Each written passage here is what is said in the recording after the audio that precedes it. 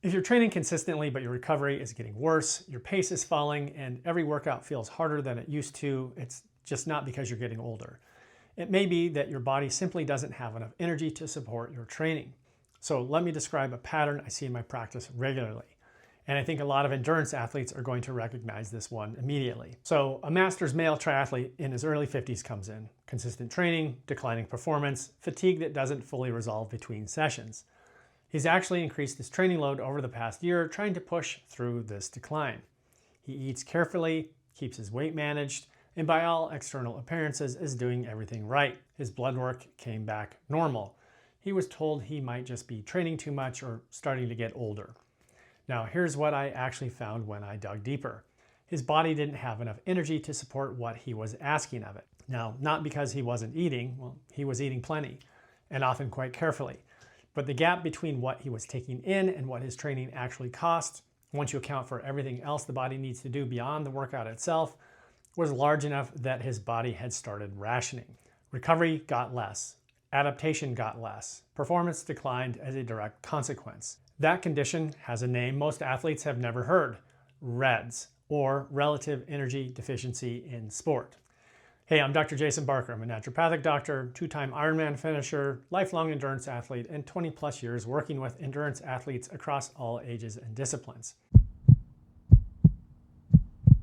Now, today's question is straightforward but important. Could you have REDS without realizing it? REDS stands for Relative Energy Deficiency in Sport. The word relative is the key because this isn't about eating nothing and it isn't about clinical starvation. It's about a gap between how much energy you're taking in and how much your body actually needs to support everything it's being asked to do. The foundational concept here is low energy availability, or LEA. Energy availability is the energy you consume from food minus the energy you expend during exercise, expressed relative to lean body mass. So what's left over after exercise is what your body has available to run everything else it needs to: organ function, hormone production, immune regulation, bone maintenance, tissue repair, cognitive function, and recovery from the training itself. When that remainder is chronically too low, your body makes triage decisions. The systems that keep you alive right now get the energy.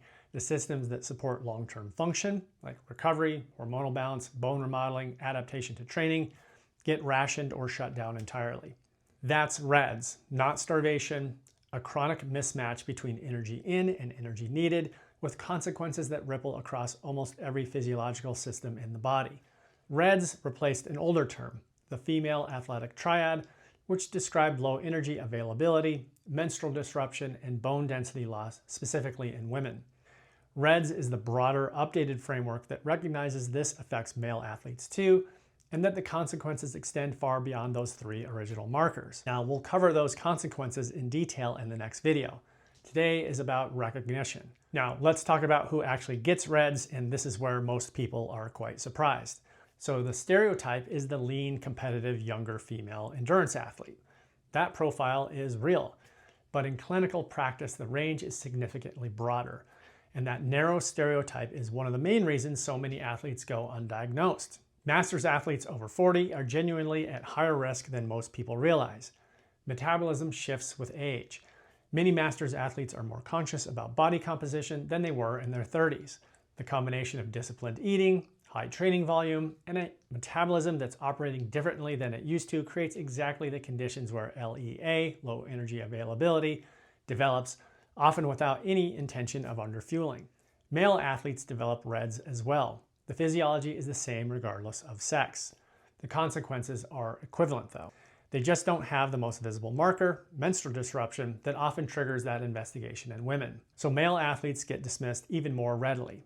And athletes eating genuinely healthy diets can also get REDS. Clean eating, whole foods, avoiding processed foods, none of that determines energy availability.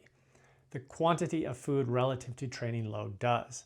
An athlete eating nutritiously but insufficiently for what they're asking their body to do can develop every consequence of this condition. Healthy eating and sufficient eating are not the same thing. So what does REDS actually feel like? Now, the symptom picture is pretty broad, which is part of why individual symptoms are always usually kind of easy to explain away. It's the pattern of multiple symptoms occurring simultaneously that matters. The most consistent symptom here is fatigue that just doesn't resolve with rest. Not post-training fatigue, which is expected and normal, but a baseline tiredness that doesn't lift with recovery days or sleep and makes training feel harder than it should for the given effort level. Now, athletes describe it as always feeling like they're starting exercise sessions kind of behind. Performance decline that doesn't track with training is the second major signal here, and usually the one that drives athletes to start looking for some answers. Times get slower, power drops, effort perception starts to increase for the same kind of output. Something is limiting the adaptive response. That something is frequently inadequate energy availability. Slow or incomplete recovery. Soreness that used to resolve in a day now lingers on for 3 or 4 days. Minor soft tissue complaints that used to clear quickly become recurring issues. Recurrent illness, particularly upper respiratory infections, signal immune compromise. The immune system is metabolically expensive to run, and it's one of the first systems that's deprioritized when energy is chronically insufficient.